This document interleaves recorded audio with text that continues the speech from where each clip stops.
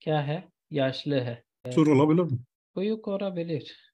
Ama burada buyuktur söyleyeceksiniz. O zaman buradaki dil bilgisi kullanmıyorsunuz. Ha, Hmm, daha buyuktur olabilir. evet.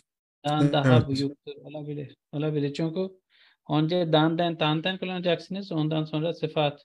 Evet tabii. Ee, Tabii, onun için söyledim sana. evet. Yani kullanabilirsiniz. Şimdi burada en uzun kim? Yine de en Berna. uzun Berna. Şişman kim? Yine de Berna. En zayıf, en küçük ya kısa, en genç Selin. Hı hı. उसके बाद बाकी चीजें हैं उनको भी आप इस तरह दान दैन तान तैन को इस्तेमाल करते हुए और साथ दहा दान दैन तान तैन के साथ दहा जरूर लगाएंगे और दूसरी सूरत में आप एन का इस्तेमाल करते हुए